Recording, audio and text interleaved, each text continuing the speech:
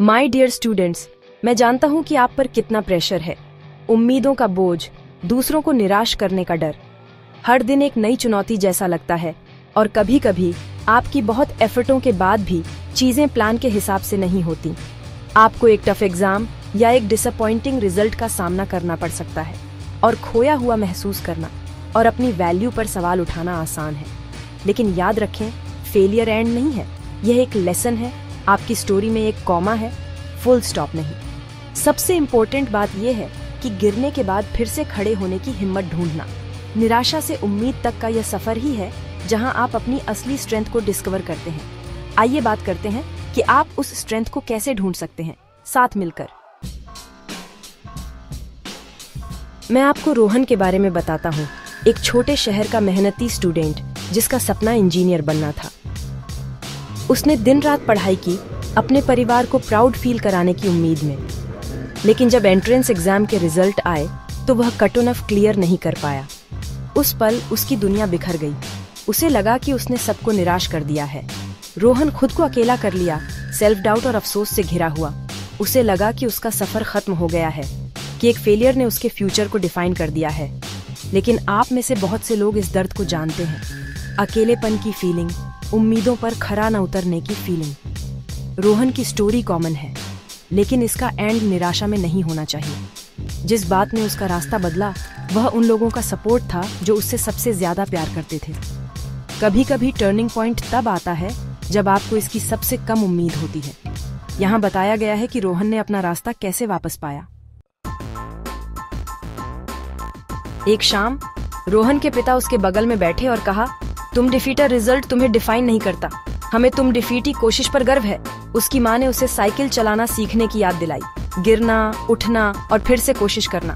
दोस्तों ने उससे कांटेक्ट किया, अपनी खुद की परेशानियां शेयर की और उसे वापस दुनिया में ले आए। उसके पसंदीदा टीचर ने उससे कहा, फेलियर एक सीढ़ी है, दीवार नहीं। आओ अपनी गलतियों से सीखें और एक नया प्लान बनाएं। इस सपोर्ट से रोहन को एहसास हुआ कि वह अकेला नहीं था। उसने सीखा कि मदद मांगना स्ट्रेंथ की निशानी है, वीकनेस की नहीं। दूसरों के प्यार और विश्वास ने उसके अपने सेल्फ बिलीफ को फिर से जगा दिया। उसे समझ आया कि उसकी वैल्यू किसी एक रिजल्ट से बंधी नहीं थी। जो हाथ आपकी मदद के लिए आगे बढ़ते हैं वे आपकी सबसे बड़ी एसेट हैं। सपोर्ट के साथ रोहन ठीक होने और दोबारा से बनाने लगा।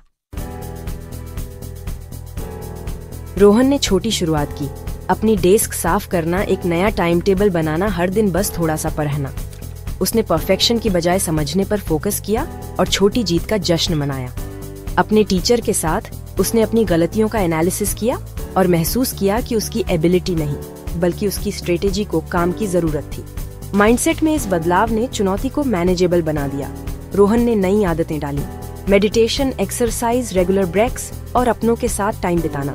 उसने एक हेल्दी, बैलेंस्ड रूटीन बनाया, अपने माइंड और बॉडी का ख्याल रखते हुए। प्रोग्रेस देखकर कॉन्फिडेंस बढ़ा, टफ दिनों में भी। जब सेल्फ डाउट आया तो उसने एनकरेजमेंट के लिए कांटेक्ट किया। रोहन ने सीखने के आनंद को फिर से खोजा, डर से नहीं बल्कि क्यूरियोसिटी से पढ़ाई की। धीरे धीरे उसने अपने सेल्फ बिलीफ को फिर से बनाया और दोबारा कोशिश करने के लिए तैयार हुआ, ज्यादा स्ट्रॉन्ग और वाइस। रोहन ने फिर से एग्जाम दिया और इस बार वह सफल रहा। लेकिन उसकी असली जीत वह लचीलापन था जो उसने बनाया, न कि सिर्फ उसकी रैंक। रोहन की तरह आपका सफर सिर्फ रिजल्ट्स के बारे में नहीं बल्कि ग्रोथ के बारे में है। सेटबैक टेम्परेरी होते हैं, लेसन लाइफ टाइम चलते हैं। जब आपको हार मानने का मन करे तो याद रखें, उदास महसूस करना ठीक है, लेकिन हिम्मत मत डिफीटो। अपने support system, parents, teachers, friends से कांटेक्ट करें।